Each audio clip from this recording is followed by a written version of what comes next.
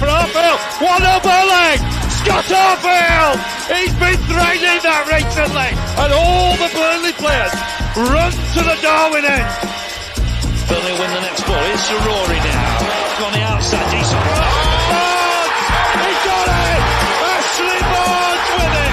What a cross from Rory! And there was Ashley Barnes! And Burnley leading the derby. Knocks it quickly. Finds Benson in space at the byline. Can Burnley get a goal here? Back for Brownell. Saved by the keeper! Burnley won it to the end! That is magnificent! They deserve that! On it by Paul Fontella. Off for a hat-trick. He's got it! Hat-trick for Nathan Teller! Oh, he's on fire at the minute! 3-0 Burnley! It's Nathan Teller's day! And Burnley are 3 up here. Fantastic derby. Here's Benson. Can he go on the outside? Comes inside. Top shot. Oh, the goal! Manuel Benson once more! That is top class! Burnley have done it. Fantastic. Clarets deserve the championship title. They've been the best side throughout the campaign. Burnley have won the second tier. What a fantastic achievement. The players have been magnificent.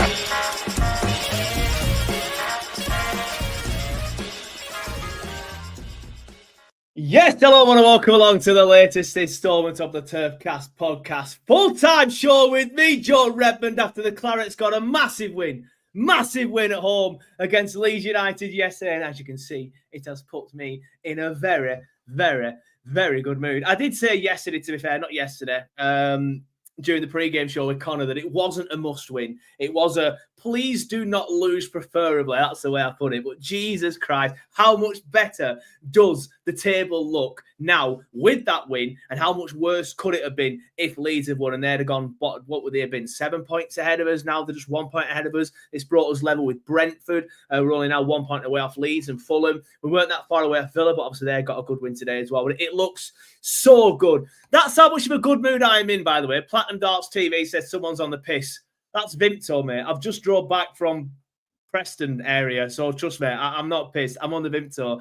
It's just, this is what a Burnley win can do to me. This is what a Burnley win can do to me. They can put me in a very, very, very good mood. Don't worry, though. I'm not on my own. I know you all hate it when I'm on my own. I'm pleased to introduce Andrew. He's also here as well. How you doing, mate? You all right? Yeah, buzzing, mate. Finally calming down after yesterday a little bit, but yeah, you can probably tell the voice is still a bit sore with all the shouting, but yeah, absolutely made up from yesterday. Well, my voice might sound a little hoarse, and that is a reference to any Blackburn fans that might be watching.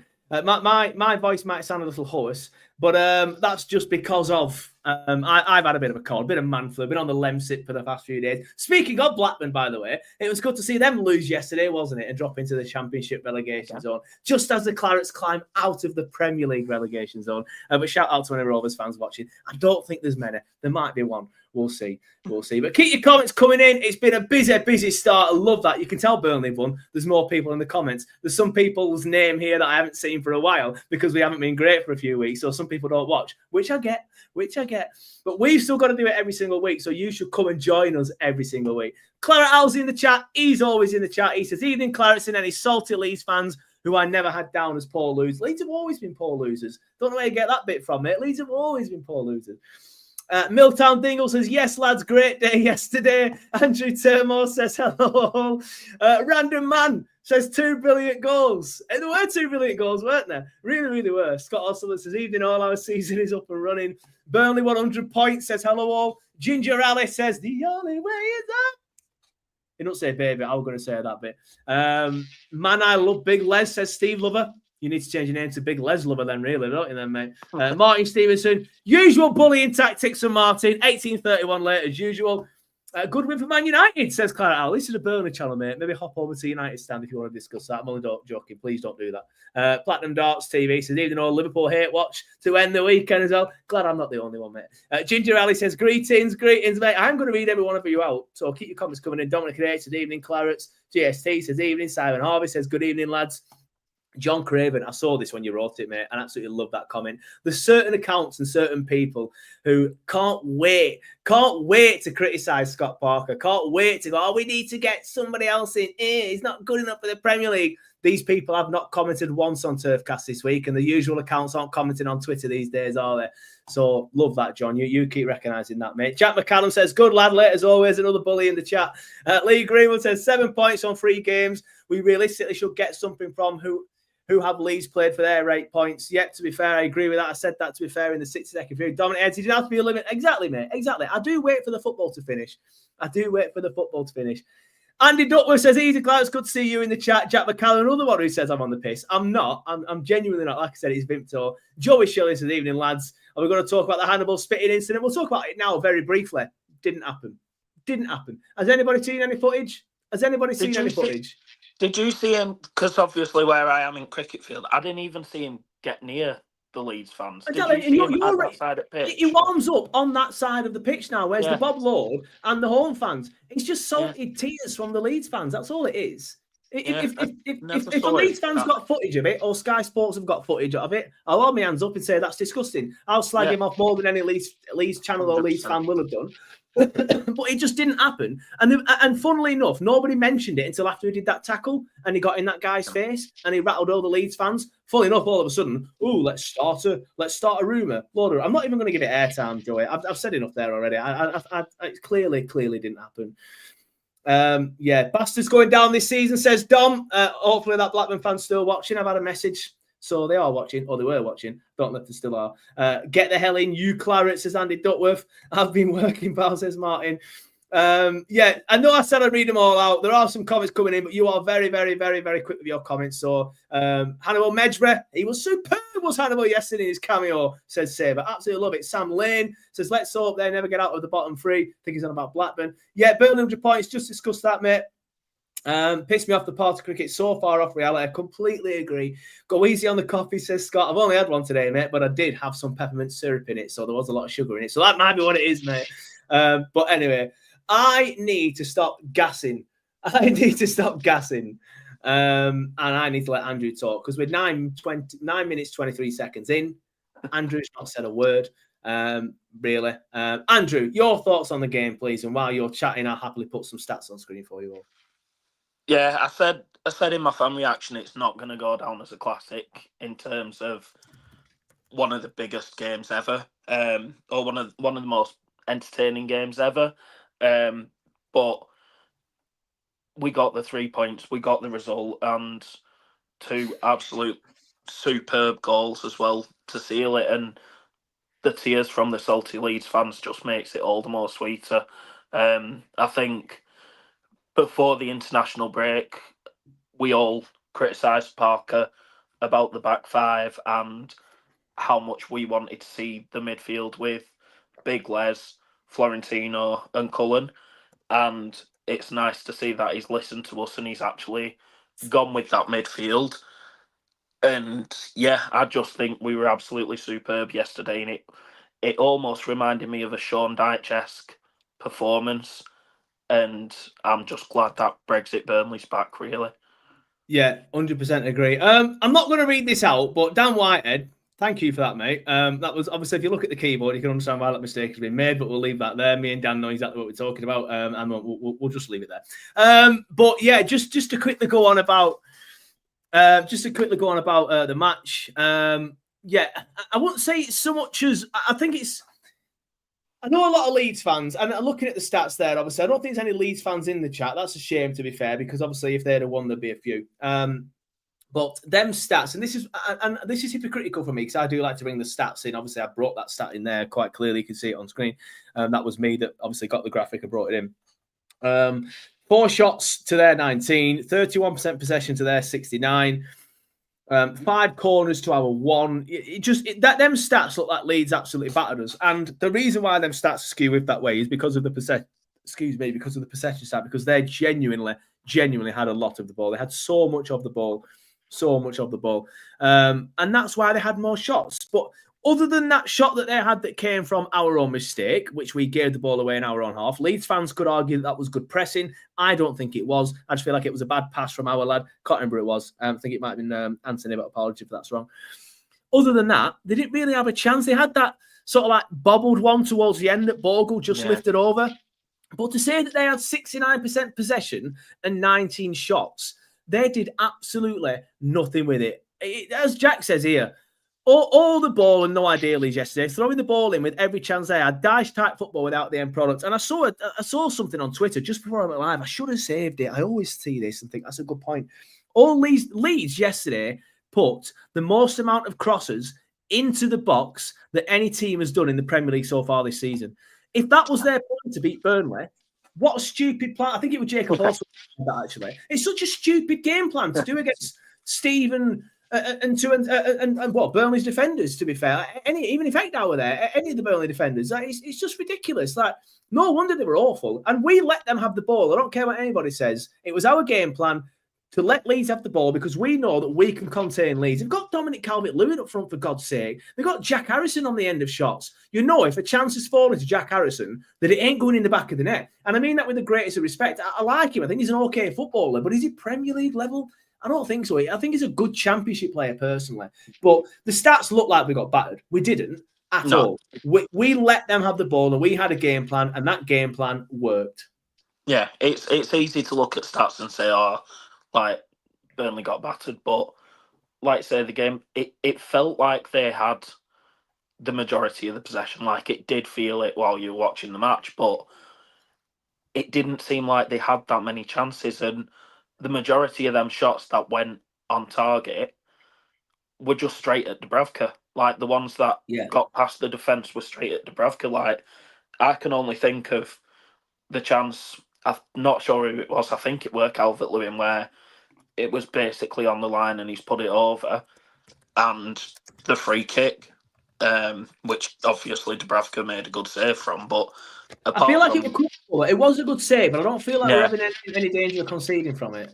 I think it looked more like it were one for the cameras type save rather than actually, going in the back of the net. But apart from them two chances, I really can't remember many that they had that even tested Dubravka. Like I say, they had the shots, but they were all at Dubravka. So Andy knows ball. Andy knows ball. It's some commenters on here. I won't name any names. I think you're talking rubbish, mate. But when Andy talks, it's a case of I listen half the time. So if Andy says we were the better team, we absolutely were. I completely agree with that. And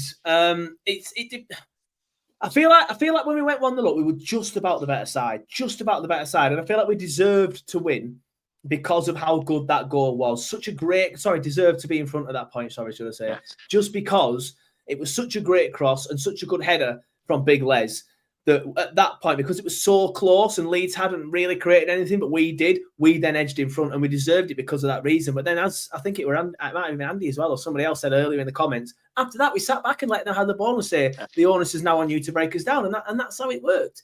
It really did. Obviously, Big Les got the goal. And as I said to Steve Lover earlier, I said, you need to change your name to Big Les Lover. He's done exactly that. So that brings me on nicely. It really, really does, to Big Les. How good was Big Les yesterday? Absolutely superb. I thought it was absolutely fantastic. Go on, Andrew. Yeah, he was phenomenal. And like I said, that midfield were just absolutely brilliant, all three of them. But Les, he just seemed like he were everywhere. He looked like that heat map shows that he pretty much was everywhere.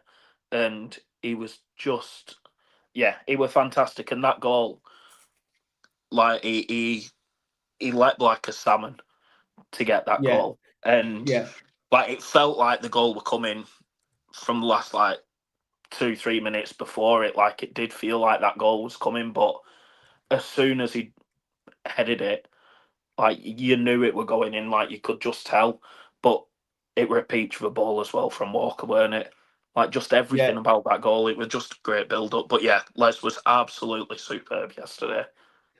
It really was. I don't know if you were on the last show that I did, Andrew, because you did miss a couple. But I remember talking about the fact that we hadn't done so well since Big Les got sent off against Liverpool. And obviously he missed a couple of games and then didn't get back into the side immediately.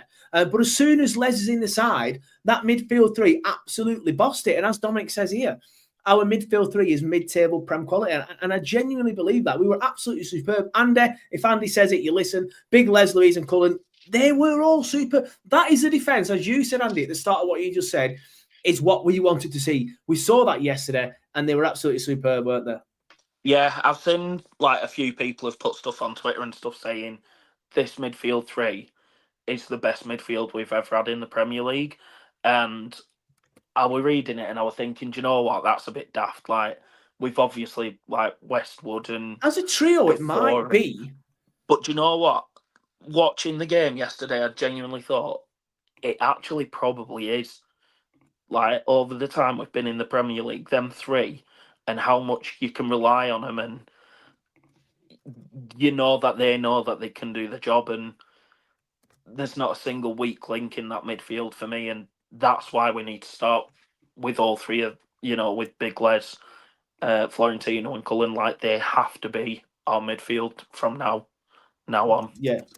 Completely agree, and to be fair, as a trio, I think it might be right. As a trio, I think it might be the best trio. Like you said, you've got the likes of Court, Westy, and Brownhill. I know some people are going to start screaming Brownhill, because it does get a lot of hate. Excuse me, but I do think the midfield three is our best midfield three is probably Defoe, Westy, and Court. In terms of individuals. I saw someone tweet yesterday saying that I think it might be Nathan actually, who is obviously of this parish and does help out on the channel. Martin Stevenson, Dave Jones is clear of all three, not having it. Love that. Sometimes you do make me laugh, Martin, between all the bullying. I'll give you that. I will give you that, Martin. Yeah. But in terms of individuals, it's got to be Stephen Defoe, hasn't it? Like I said, I saw Nathan tweet yesterday that. Florentino or whatever he's called, Big Lewis is the best player he's ever seen at the Turf. If he was here, I'd question him on that. I do think personally it's Stephen Defoe, but it just goes to show how well that midfield. I think that midfield three are probably the best midfield three as a trio that we've had. Yeah, they just complement each other so well, and like Cullen dictates play, Florentino on the ball, like. Yeah, how the hell we have managed to get him in a shirt, I have no idea. Because he was just absolutely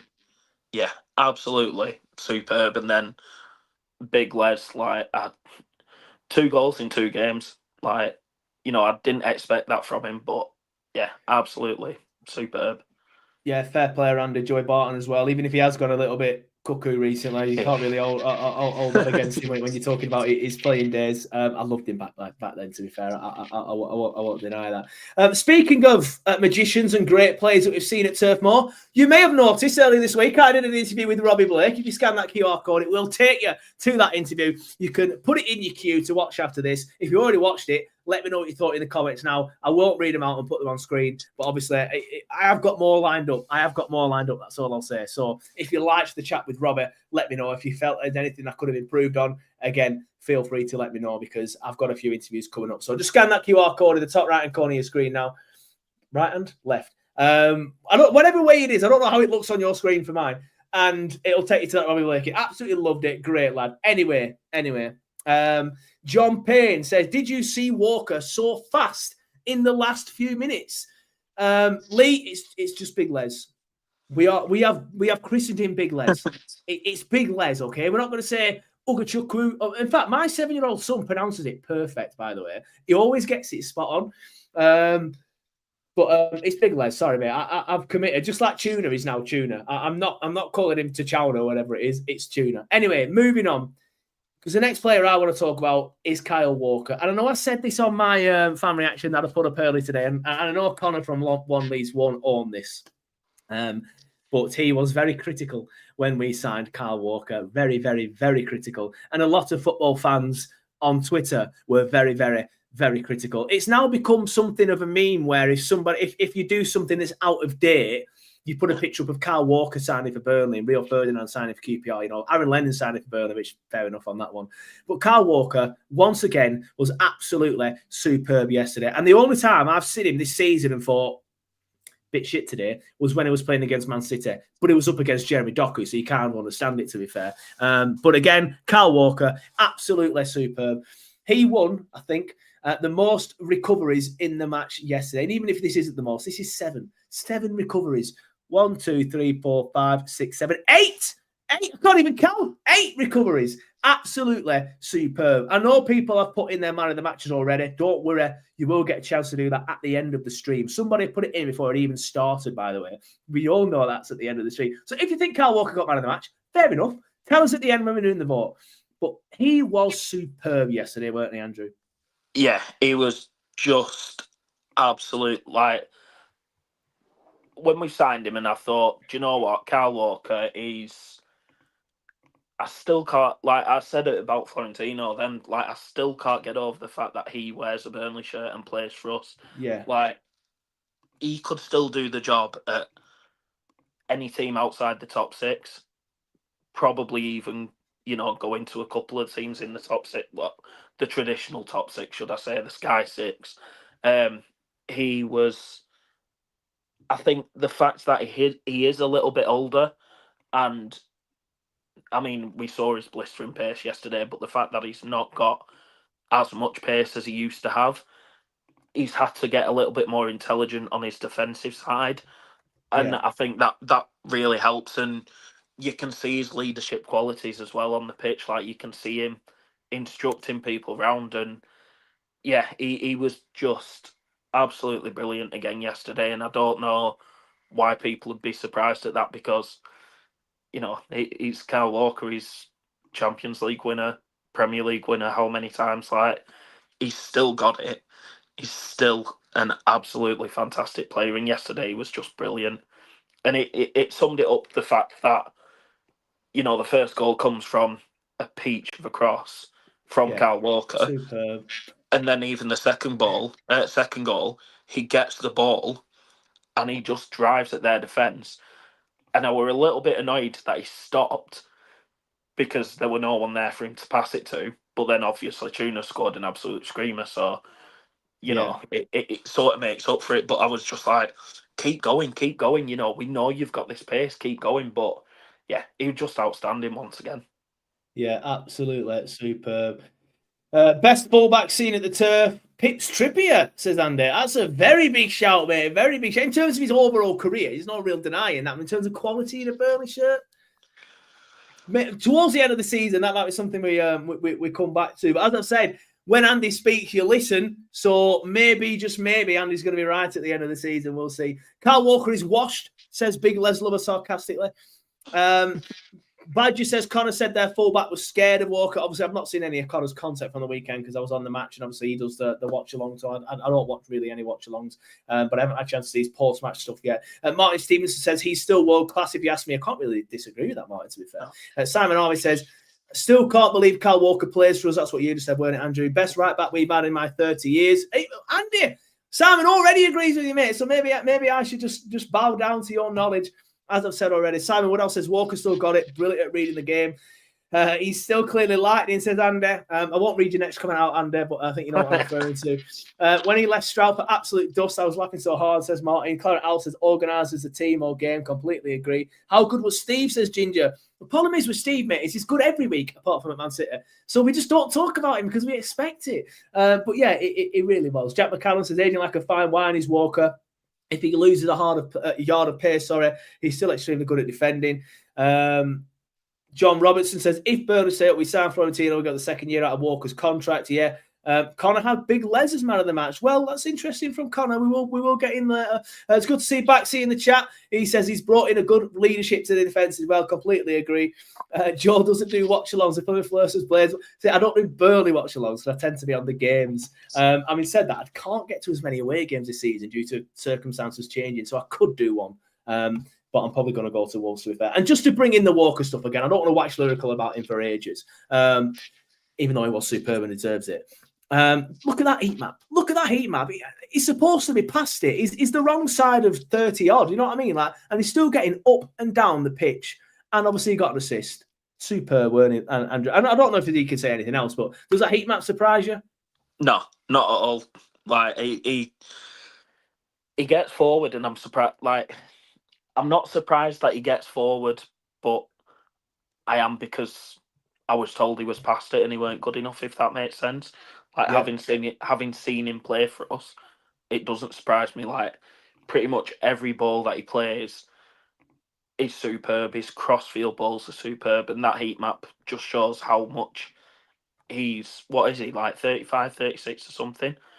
Like, he's still eager to get forward and attack, and yeah, that's what you want from a player in a Burnley shirt. And yeah, I could wax lyrical all night about how good Kyle Walker was. Yeah, genuinely was really, really, really good. And what another player that we do need to talk about, and another of our summer signings that's not gone under the radar as such, but I don't feel like he gets as much credit as the likes of Big Les, as the likes of Florentino, as the likes of Kyle Walker. But that is Martin Dubravka. Another massive save yesterday. And again, James Trafford was a very, very good shot stopper. He may have saved that chance yesterday. I'm not saying that Trafford wouldn't have done. And I'm not going to sit here and go, oh, Dubravka's miles better than Trafford, because I don't want to look like I'm bashing Trafford, because I know Trafford had an issue with some of the stuff I used to say on here. Dubravka is better at this current stage of his career for us. But one thing that Dubravka does so good is he takes the pressure off the defence by coming out, punching the crosses, catching the crosses, organising the defence. I feel a lot safer with Martin Dubravka. Yeah. I don't know about you. Yeah, I think, like I say, I don't like this revisionism of. You got there. Yeah, I know. It's been a long day. No, I don't like the revisionism of, like, James Trafford wasn't a good goalkeeper. Like, last season, he was absolutely superb. Yeah, in the Premier League. I stand by the fact that I do feel like he was out of his depth in the Premier League that year, which is 100%. something that obviously he had an issue with when I said that. But Yeah. still a great goalkeeper. And if it weren't for him last season, we probably don't finish second. Him and Steve.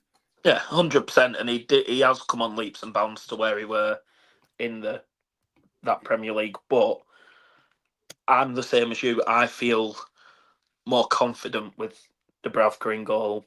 Yeah. His shot stopping and crosses coming in, and just, yeah, I just feel more confident with him. He's like Tom Heaton 2.0 sort of thing. Not saying he's better than Tom Heaton, but that's the sort of goalkeeper he reminds me of. He reminds me so much of Tom Heaton. And yeah, I think. And you love a goalkeeper as well, don't you, Andrew? Because you play keeper really yourself. Yeah, well, they are Beastie's gloves behind me, but yeah, I big up Beastie. I love him. But yeah, I feel like he does go under the radar a little bit, but you expect it of, like, he's almost becoming like Steve, where you expect that performance of him every week. So it's not a surprise. But, like, coming off the match, I said to my missus, like, who was your man at match? And she was like, Dubravka. Don't give me yours yet. You can give me your missus. Don't give me yours yet. I won't give you mine. But she went, Dubravka, 100%. I'm like, really? And she's, yeah, because every single match, I just feel confident with him. And I thought, you know what? I completely agree with you. Like, I just feel confident with him in goal. Completely agree.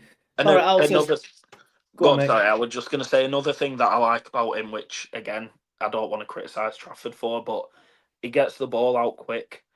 And there's so many times when we look like we could be on the counter and we look like we could be on the break, and Trafford didn't used to do that, whereas Dubravka does get the ball and he seems to be able to pick a pass and get it out quick, which brilliant. Yeah, Clara L says, twice the keeper that Trafford is. I will say it for you, Joe. That's not my comments, Trafford, before you block me on Instagram again. Mind you, he's not unblocked me. Go and find Clara L and block him. Dominic H says, Dubravka is the best piece of business I've seen Burnley do in years when you take the finances into account. It's up there with the Michael Duff shout, to be fair. John Payne's gone early with his man of the match. Stick around, John, you can have a vote later on. Andy Duckworth says, Dubravka awesome, praying he doesn't get injured. I know what you mean. I was a little bit worried when he got injured for a bit yesterday. Thankfully, he got up. Lee Greenwood says, I was sat right behind him. There's definitely an element of luck, but he got down and spread himself well. Obviously, he's referring to this save. That's the wrong image. I've not brought it in yet. Hold on, just give me 1 second. 100% the wrong. There's an element of luck to it slightly, isn't there, Andrew? But you make your own luck. It closes the angle down. It gets down well. Yes, there's an element of luck to the fact that it comes up. It goes underneath him still. He gets just a slight touch on it. It hits the post and it goes straight to Steve. It doesn't go back to the guy that had a shot. It doesn't go back to Calvert-Lewin in the middle. So yes, there is an element of luck to it, but it's a good save, isn't it? It's a really good save, and it. I'm going to say it kept us in the game. It won't kept us in the game because we were winning 1-0 at the time, but it kept us winning the match, didn't it? And that would have been massive at that point. Yeah, and if it had just gone to like 2 inches to the right or whatever and gone past the post and gone out for a corner, everyone had been going, oh, what a brilliant save, what a fantastic save. You know, like, yeah, it was a little bit of luck, but you need a bit of luck sometimes. And obviously this season we've had a lot of bad things go against us. So, it like you say, sometimes you make your own luck, and he deserved it. He'd come out and he'd made himself big, and he's made sure that he does get a touch on that. So completely agree.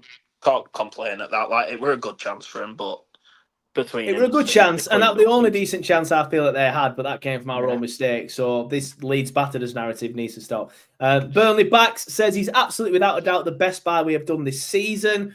Harry says, about to drive 4 hours down south to work. If you upload this to Spotify after you are done, you'll make my drive less shite. Yes, Harry, I'll try to do that. Half the time on Sundays, I forget. Sorry, I should read comments before putting them out because that's digressed me a little bit there. Simon Harvey says, signing of the summer, over 20 million for Trafford, 2 million for Dubravka. I feel so more confident in Dubravka, especially in the air. Sam Lane, obviously going back to the Brian Jensen bit, says, Beast is a hero just for that game versus Chelsea. John Robertson says, Trafford possibly a better footballer, but Dubravka is just great at actually keeping goal, i.e. catching, punching, kicking, and shot stopping. And just like you, Andrew, John was a goalkeeper as well, so John knows what he's talking about. Rob Duckworth says he's class, solid as F. We have a decent base. It gives us a chance in most games. Lee Richards says Dubravka being outstanding. Wouldn't have a single point without him this season. Chronicles of Child says brilliant signing. David Ashley says robbery of the century. Alan Pace getting near 30 million for Trafford and then signing a miles better keeper. Where is Hartman in that screenshot? I don't know, mate. Is it in there coming in just a shot? We won't be seeing any Hartman criticism on TurfCast today, though, because he did share one of our videos, which Andrew sent me. So I'm buzzing that TurfCast gets a lot of views. Andrew's buzzing that his video is used by Hartman. So if you want us to do a little bit of lazy defending, you can. Just share some TurfCast videos and all will be forgiven. Trafford, that would have been... If you'd have just shared some TurfCast stuff, Trafford, I'd have picked you up. Anyway... Less of the individuals, more of the goals. I know you've spoken very briefly about this goal, Andrew, but fantastic, weren't it? Came from a throw-in, little bit of nice play, passing out left, right, left, and then back into Kyle Walker, who puts in an absolute... That's past it, Kyle Walker, by the way, which the Leeds fans said, especially Connor from One Leeds, who then gets an assist. But an absolute peach of a cross, weren't it? And like you says, Big Les, you say he leapt like a salmon. I'm looking at that screenshot. I don't think he's actually leapt that high. I think what he's done is he's just lost his man very, very well, just with a little bit of a step and fooling his man. But an absolutely superb goal. And I felt at that time, because of that, because the game was quite even, and then we then did a great bit of play in this, we then deserved to be in front. Yeah, it like I said, it felt like that goal were coming for like 5 minutes beforehand. Like, I think we'd had the ball on the attack, like we'd been on the attack a few times, and then it had run out for a goal kick, and the keeper, I don't know who it is because it's not Melier, is it? Darlow, innit? It's Darlow now. Oh, of course it is, yeah. Like, he kicked it out for a throw-in when he didn't really need to. And then, obviously, we've got another throw-in after that, and it's... Yeah, I'm sticking with it. Les, he let like a salmon, and as soon as the ball were coming in, you knew it were going... Like, it felt like you knew it were going in the back of the net. And I've spoken about how good Walker's passing of the ball is, especially his crossfield balls and stuff. But that was probably... It was almost like a Kieran Trippier cross. And It was like going back to the days of Trippier putting ball in and Vauxy heading it into back at net. It was absolutely brilliant. Yeah, really, really good. Just quickly, we're going through the comments. I'll just quickly read this one out. Fernandez, I know I love a digression. Everybody knows that. Says, Joe, were you aware 2 guys that came from Espanyol in full Clarets gear could hardly speak any English, had no tickets? I ended up finding them a pair of tickets and they got to meet Big Al after the game. I didn't know that, but shout out to you, Fernandez, for doing that. It was a really nice thing to do. And then Bernard Till says he did see someone in an Espanyol shirt outside. Lee Greenwood says we haven't been pinging him like that in something I noticed for a few games ago. I know you said there, Andrew, that you have noticed Kyle Walker's passing. I will say that I noticed at the start of the season when we played Huddersfield, he was putting in some absolute great passes across and it just looked a class above, and it's great to see that again now in the games. Bernard Till said Big Les ghosted him like Frank Lampard. Andy Duckworth says, we were on top. Darlow is another championship standard player. His cock up and the panics pass, we had more quality. I completely agree with that. That's also something that you just said as well, Andrew. Dom H says, the addition of a big central midfielder was a game changer for us. We actually have an aerial threat, as we've seen at Villa and yesterday. Yeah, absolutely. And even if he hasn't leapt like a salmon, Andrew, or he has leapt like a salmon, he's still got to put it in the back of the net, hasn't it? Yeah. And that point, when he's heading the ball, it's an absolutely superb header. When you look at where he heads it from, which is bang in the middle, normally when people head it, it's like a bullet header straight at or either side of the keeper. He glances it so far into the corner, it nearly hits the side netting. It's a brilliant header. Brilliant header. It's just like the slightest touch that he needs to get it past Darlow, in it. It's like, if he mistimed it at all, it's either going other side at post or straight at the keeper. But he just times it so perfect, and like he times the jump perfect and just gets the right amount of like pressure on the header. And yeah, it's a great header. It really, really was. And unfortunately for Big Les, as great of a goal as it was, going to take some beating to beat Tuna's goal, isn't it? Absolutely superb. I'll tell you a quick story of the way I reacted to that. I am a fully grown man, right? As you can see, yeah? I don't look young anymore, right? I have this pathetic little beard that I've tried to grow, but I can't grow it properly. But I'm a full grown man. I'm 37 years age. I have a 7-year-old son. He's nearly 8. I reacted like a little boy. When that hit the back of the net, I don't know what happened. Something came over me. I just ran down the stairs. I don't know what it was. I just leapt out of my seat, ran down the stairs. Look at where he is when he hits that. Now, it's what I will say is I'm taking nothing away from Tuna's goal. Nothing away at all. I'm not for 1 second trying to do this. It's awful pressing from Leeds. Awful, awful, awful. I don't know who that player is there just behind him, the Leeds player, but he's the one that should be on Tuna. He's the one that is originally goal side of Tuna, gets caught ball watching, Tuna drifts in behind. Then you've got these 2 players here that are kind of like half-arsely going towards him because they've realised that their man's not doing the job properly. And now he's got so much time and space to just think, you know what, sod it, I'm going to hit it. And wow, hit it he does. But yeah, I turned into an absolute ridiculous person. Like I said, like a little boy, ran down the stairs. But Andrew, absolutely superb goal, weren't it? Well, you ran down the stairs celebrating. I nearly fell off my seat celebrating because I jumped up. We're right at the back at Cricket Field, so I jumped up on the seat as soon as he got the ball, and I thought, he's going to hit this. And we've got like the little barriers in front of it, and I'm stood there, and I'm like, he's going to hit this, and he hit it.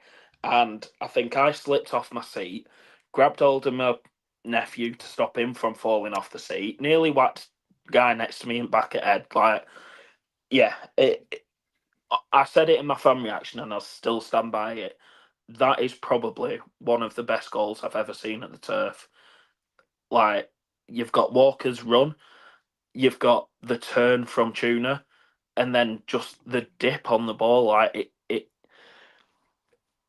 if we'd have tried that last season, or season before, sorry, it genuinely could have gone over the bar. Like, if we'd have tried that when we were in the league with Company, it'd have gone over because that was just the sort of season we were having. But it's just an absolutely outstanding goal. And if you saw Salah score that or something like that, yeah, it'd be on every single week. Salah scores it, Fernandes, Haaland, any of them. Exactly. You're never hearing the end of it. You're never hearing it. It's genuinely. I think it should be within a shout of winning the Premier League goal of the season. I know it's difficult to say that after 8 games, you know what I mean? But it should genuinely be discussed to be within a shout of it. It's probably the best so far. I'm trying to think of one that may have been better than it so far. It has to be up there. It has to be up there for. But will he get it? No, because of the badge on his crest. The crest on his shirt. It has to go up for goal of month, surely. Yeah. If that doesn't win it, we know that there is a conspiracy against Burnley and everyone hates us, basically. Unless we score an even better one next week. Yeah. But it just outstanding goal. But look, obviously, I wish I could show you. And you've all seen it. Like, I don't know why I'm saying I wish I could show you it all. You've all seen it. Everybody's seen it. But look at where he is when he hits it. And look at where the ball is there. Absolute postage stamp. It's right in the top bins. It cannot get any better than that. He's like, what? 25, 30 yards out there. And it's the fact that he puts bend on it and he hits it with his side foot and it's got pace and power on it. It's just superb. I genuinely love that goal. It's one of the best goals I've seen at the Turf for a very long time. Yeah, it's got dip on it. And as Tom says there, the comments on screen, best goal on the Turf since Defoe's goal against Hull. I was struggling to think the other day if I'd ever seen a goal as good as that on the Turf. That Defoe one is up there. I'd say that Tuna one is better.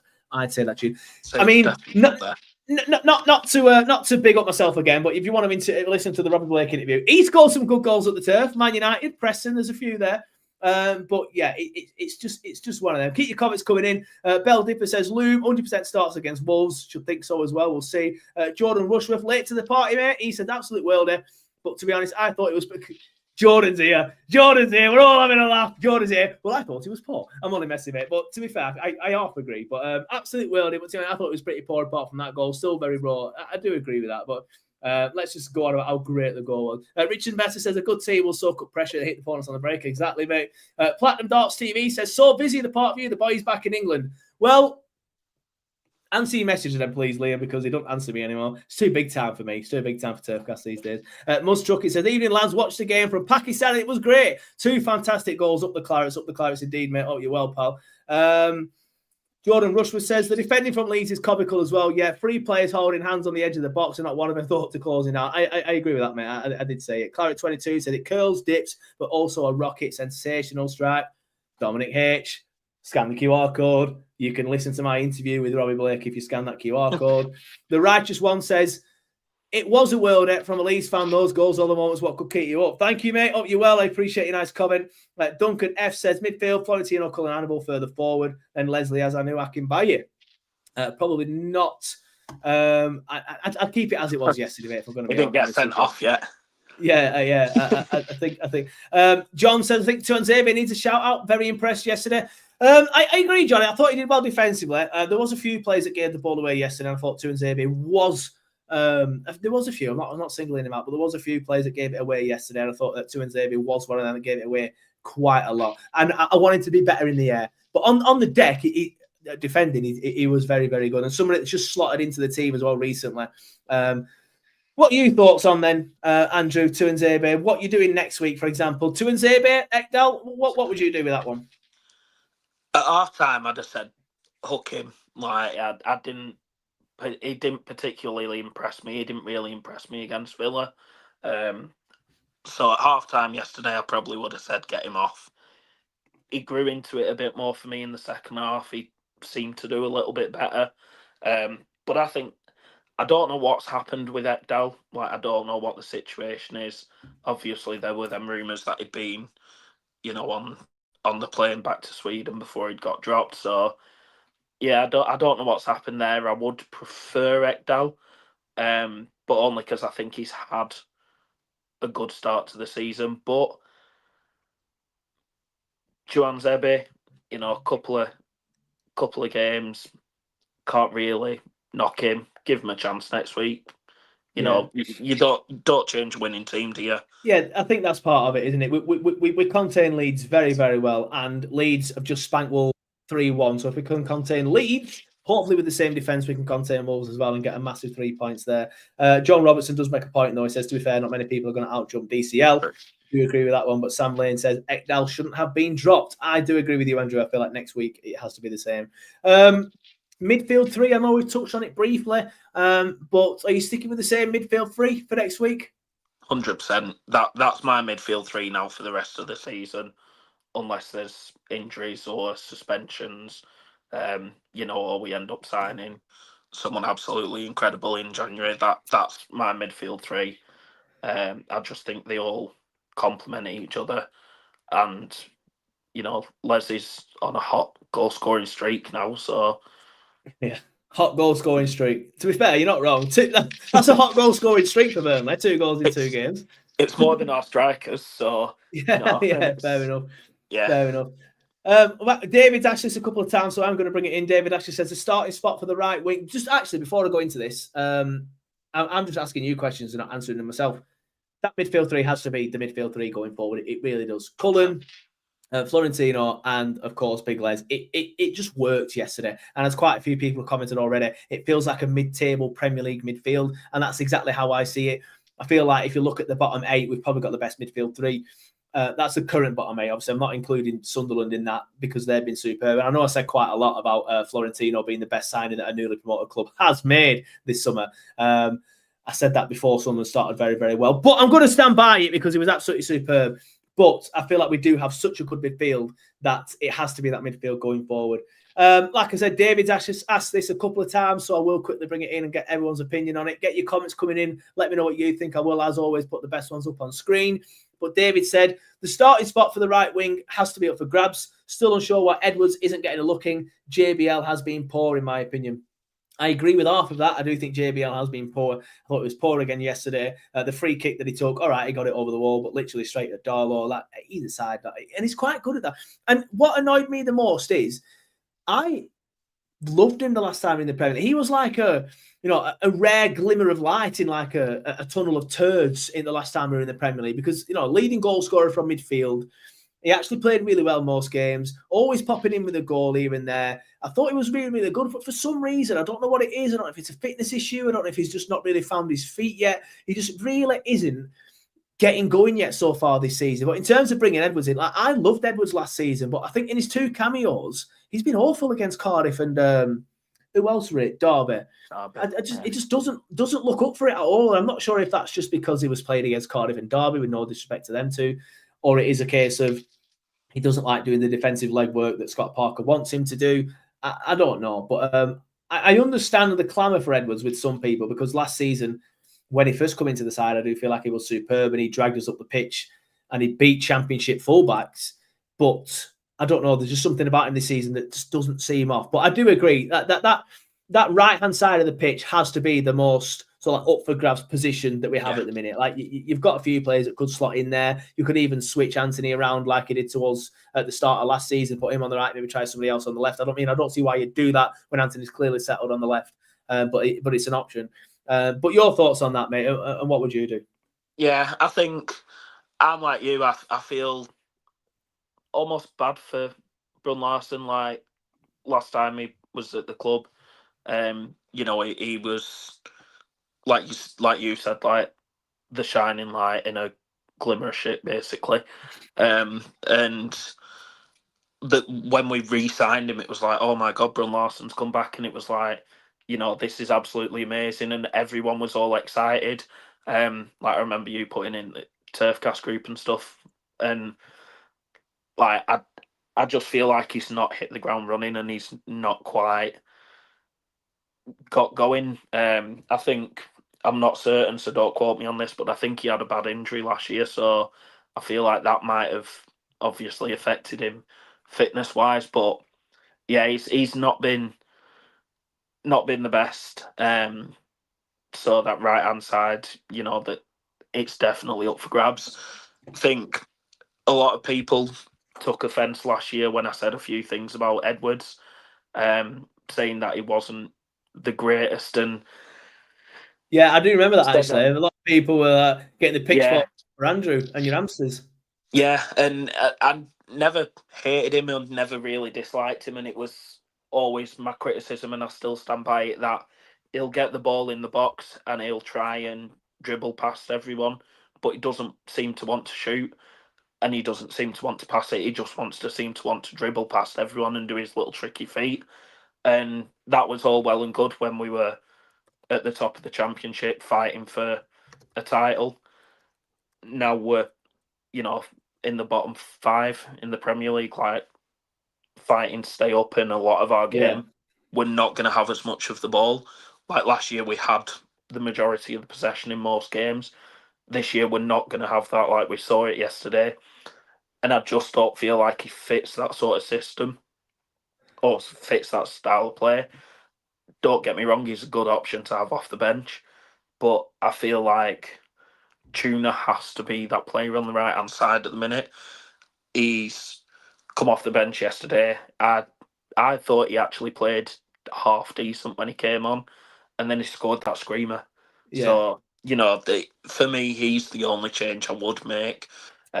Or obviously, put Tressa on, because everyone wants to see. You've got to get everyone clamouring for Tressa again now, mate. To be fair, I think that's what I do. I think that's what I do. I mean, having said that, my mate Leo did say when the team news came out, I did say, why's JBL started? He's not been great this season. I'd have Tuna, and Leo did say he felt like Tuna's more of an impact player, and I feel like Tuna did show that yesterday. To be fair, so that might be Scott Parker's thinking, but that one maybe that's the change I'd make, bringing in Tuna for JBL away at Wolves, but. I'd maybe just say that's the team that won the game against Leeds. We'll bring Tuna on around the 60th minute mark as well. Danny Astin says Leeds going for Jacob Dort. Obviously, that's something that he wants. Chris Hyam says Edwards had 2 chances of impressing the cup and didn't look like he tried it either. Lee Greenwood says to disrespect him, but Brownhill leaving open the door for some quality. I completely agree with that. And I was a Brownhill fan. I used to stick up for him last season, but the fact that he's left and now we've got the likes of Florentino and Big Les, we have a better midfield now.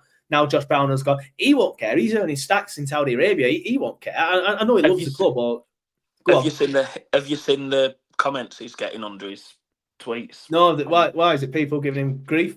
He scored. I think he scored his second goal from last night. And I saw something. A lot of the tweets, like, you have to translate them, but they're like, brilliant goal, but you need to up your effort, or you're not as quality as you thought you were. And it's like, well, but anyway, sorry.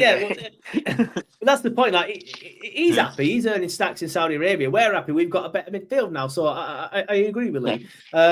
Scott O'Sullivan says it's a shame that we haven't got a pacey forward. Hopefully, Brozier comes good. We're going to talk about the forward options in a little bit. Clarets Al said Edwards won't track back. Random Man says maybe our overall squad is just better this season, so he doesn't look good as compared to what he does.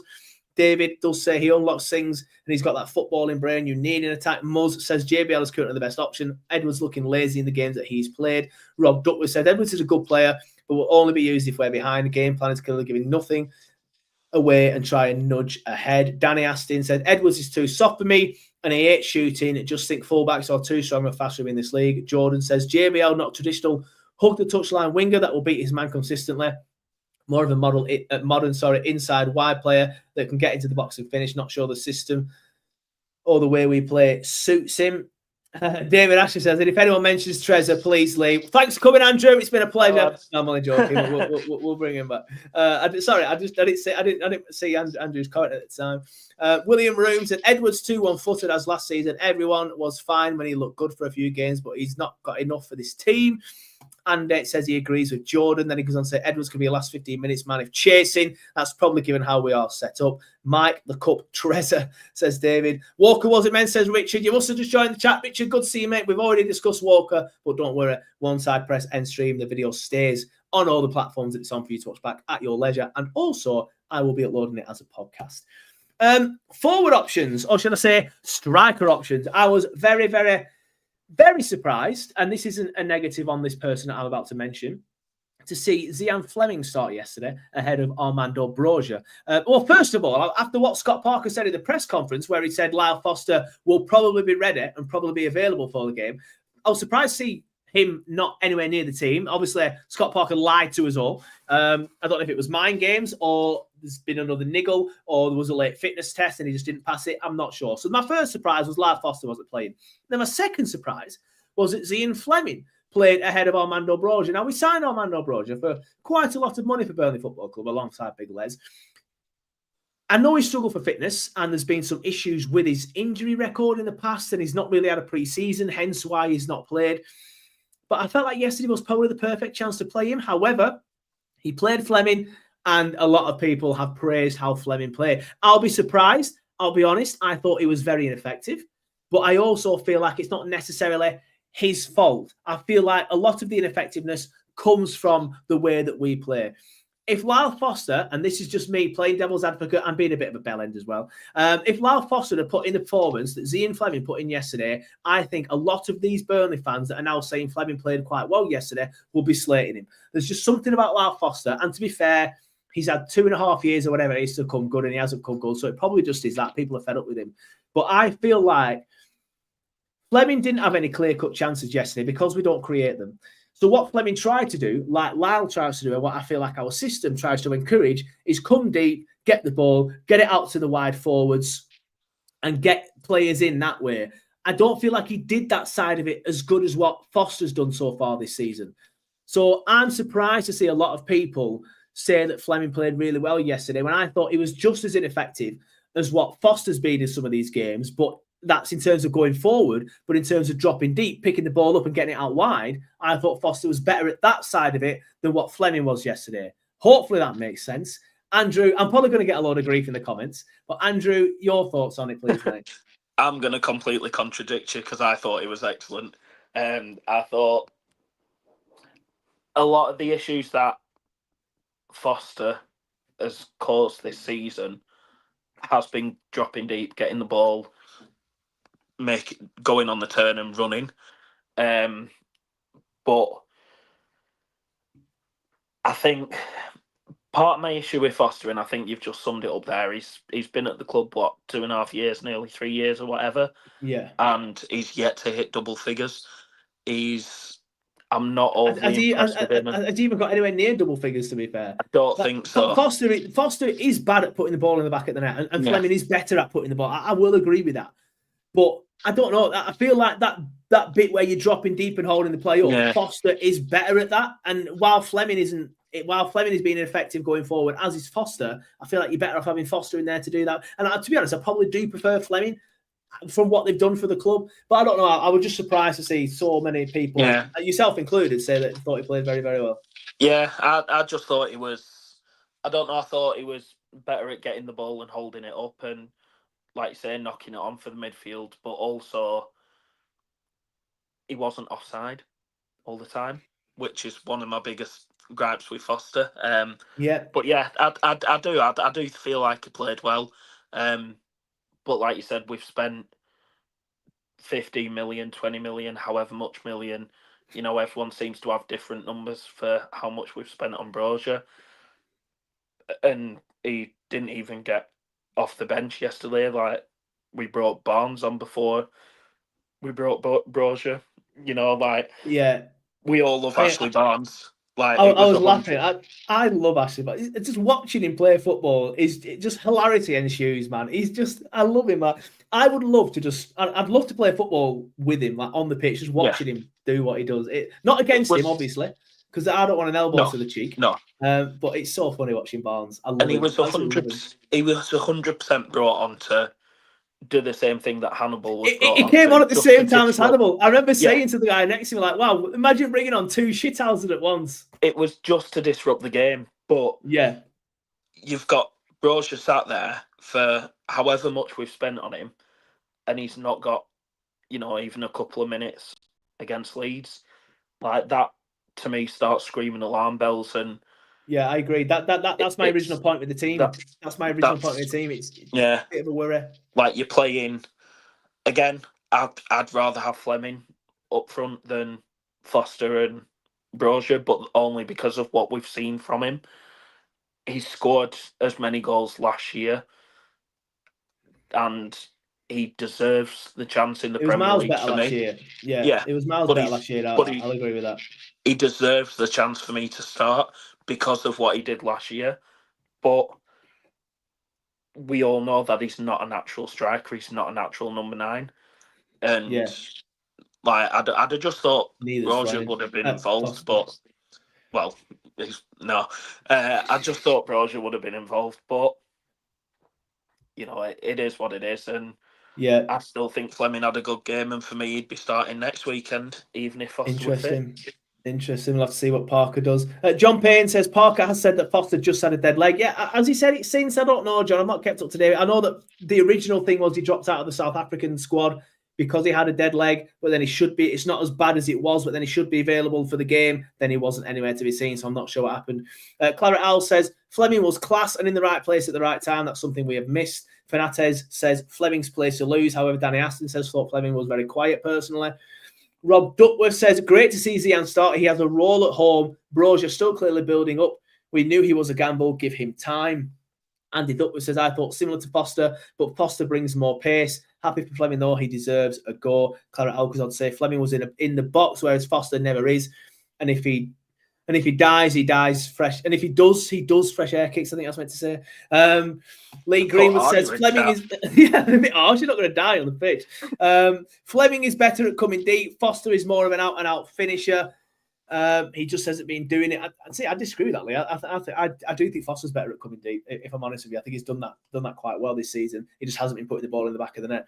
David Asher says that centre-forward position is by far our weakest. Felt Fleming improved the dropping back hold at play, but laying off. Still weak against big centre-backs. Claret Alcazar say we don't need him to drop with the three amigos in midfield. I agree with that, to be fair. It's just something that I think our system might encourage with the wide forwards getting in behind. Mus Trucking says Joe's been paid off by our South African friends. Now that's not true before any vicious rumours start. But I do like a Facebook post because all the South Africans comment on it, all the Burnley fans then comment, everyone starts arguing in it, and it just gets my post out there and good. So I do. If you ever see a South African post, that's probably what it is. I'm encouraging a lot of comments, so feel free to come in and argue with the South African. Rick Williams says, thought he played some nice one-touch reverse passes, was a key part when we were playing some lovely stuff in the first 30. Tom Sales, I think fans just connect more with Fleming than Foster. Yeah, completely agree. And I feel like I do as well, to be fair. I do agree with that. Phil says, evening, gents. Where have you been? Where have you been, Phil? We're wrapping up in a minute. I'm going to start work in 15. Evening, gents. Happy days. If you could merge Foster and Fleming, you'd have a player. Sadly, as individuals, they're both nowhere near Prem class. Scott O'Sullivan said he had a dead leg for the last 3 years. I wish I didn't read that out. This is what I mean. I should read these comments. I should have like a personal assistant who says, right, read that one out. Claret 22 says Foster might be better for Wolves as we might have to play on the counter a bit. Fleming still played well though. Yeah, fair enough. Fleming be ideal versus Wolves championship game. Platinum Darts TV says Fleming gets thrown and never gets a decision. I think he means thrown about. I didn't notice that yesterday. It always happened. Andy Duckworth said apparently Foster had a raging hard on and could not get rid of it before the game, so I had to sit out. This is what I mean. This is what I mean about reading the comments first. Andy, you're better than that, mate. Come on, you're better than that. Lee Richards says Brozier and Foster together with the Lewis and Cullen Ugochukwu could be great. You mean Big Les? You mean Big Les. Andrew Turmo says the simple sad fact is we don't have a striker. We have full confidence in. Who can keep Burnley up on Football Manager 26, says John. You. Other John, right, last question before we get into the man of the matches. John says Wolves away, Arsenal home, West Ham away. What are we thinking? Andrew, how many points do you want from that? How many points would you take? I want 9. I want and then 9 you walk points. up. And then you walk up. You said how many do I want? I want 9. How many would I take? 4. How many do I think we're going to get? I think 4 is very doable. I think 4 is doable. I think 4 is doable. I think we'll probably get 3. Where are we winning then? Wolves? I think we beat Wolves. I think we could beat West Ham. I know they've just changed the manager, and by we get there, they might have kicked on. But I think we can get 4. It's got to be 4. We've got to aim for 4. Yeah, we've got to aim for it. But I'd take 2. I'd take 2 if it meant we drew against Wolves and West Ham. Just don't let any of them 2 beat us. It's a bit early to be thinking like that, to be fair. Yeah. So 4. Get the win. Get our points on the board. No, scrap that. I won't take 2. It's too early to be thinking about that. Think about that. Have that mentality in March. Now, beat Wolves, turn up against Arsenal, have a few beers, go home, and then hopefully get a point against West Ham. Random man says he's going 7. Oh, in the next 5. Sorry. There's 2 more games after that. Sam Lane also wants 9.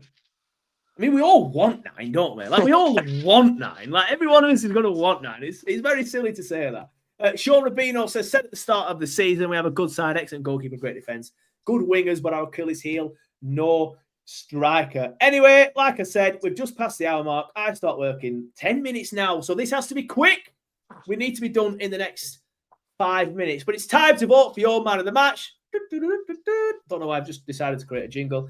I should actually probably get a proper jingle for this, shouldn't I? I will come to you first, Andrew, because I know you. Right, get your comments coming in, by the way. Every single comment will be read out, unless Andrew takes 45 minutes to answer this question. Every single comment, which is normal for Andrew. Every single comment will be read out. And I'm going to come to you first, Andrew, because you like to, and you're probably reading the comments now and thinking, I'm going to be different here. I'm going to say something different. So I'm not going to give you my man of the match. It probably don't work when there's only two of us, to be fair. But I'm waffling now, and I'm trying to make you hurry up. Who's your man of the match, please, mate? I don't think it's going to be too out there. But for me, it's Cullen. He was... We've got a different one again. I don't think I've ever picked the same man of the match as you, ever. He was, honestly, he was like a puppet master. He was everywhere on the pitch. He was superb. He was just the player that we know he is. But I do want to shout out Big Les as well, because I thought he was superb. And Florentino, I just thought that midfield three, they were all absolutely fantastic. But Cullen just dictates play. And we've said it that many times. If he plays well, we play well. Yeah. And he was superb. Yeah. John, who's in the chat, who didn't give it to Cullen, by the way, but John did put on Twitter that Cullen makes us tick. And this is something John used to say about Jack Cork 5-6 years ago. John loves a midfielder like that, as do I. And I completely agree. Cullen makes us tick, and he was superb yesterday. But keep your man of the match votes coming in. John says Walker. Clara Al says can't split between Big Les, Walker, and Cullen. Dominic H says Kyle Walker. Simon Harvey says Cullen. Andy Duckworth says I'll go Walker, but it will be Les. You say that, mate. Walker's got most votes. And then Rick goes on to vote for Walker. Scott O'Sullivan says Dubravka. Lee Richards says Big Les. Big Les says Ginger Ali. Big Les says Kieran. Where have you been, mate? Where have you been? It's good to see you're not abusing us all this time, Kieran. I prefer a quiet Kieran, so keep it this way, mate, before you start giving us abuse. I've noticed that Kieran only tends to pipe up when Sam's here and Sam's talking shit in Kieran's eyes, or sometimes Chris. So that might be why Kieran's been a bit quiet today, because he probably likes us too. Sam and Les says Sam. John Payne says Cullen. Claret 22 says Big Les. Kyle's hook nose and overactive loins. Interesting. Says Rob. I need a personal assistant. This is getting out of hand. Phil Trixbury says Louise, class again. Man of the match, Cullen says Lee. Cullen is truly outstanding, of course. Jack Cork says John. He's obviously responding to what I said earlier. Cullen says Simon. Walker says Chris. Big Sam. Sam's gone for Big Les. Big Sam's gone for Big Les. Sam does talk shite, says Kieran, told you. Kyle Walker, but Cullen was... I think Walker's got most of the... Honestly, I don't think... I'm not going to go through and count them, because I can't be arsed. I think it's very close between Walker, Les, and Cullen there. I'm going to go for Cullen. I'm going to go for Big Les. I thought he was superb. I said after the Villa game that we need him to come back in from the start. Or was it after the City game? I can't remember. Because we just looked better with him in midfield. That's not to say that Cullen and Louise had played poorly, but we looked better at the start of the season. We were so unlucky against Liverpool. We were so unlucky against Man United when he played in them games. And then we take him out of the games and we're awful for City and Villa.